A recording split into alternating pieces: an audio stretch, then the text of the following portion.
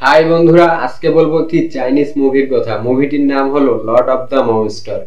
এই মুভির ভাই লাভ স্টোরিটা আমার অনেক অনেক অসাধারণ লেগেছে।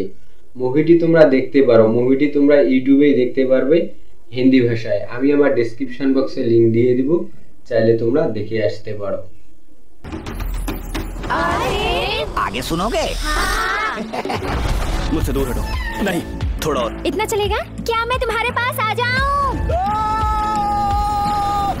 इस जादुई छाते से हम कहीं भी जा सकते हैं। मैं तुम्हारे इस देवता लोक को तबाह कर दूंगी।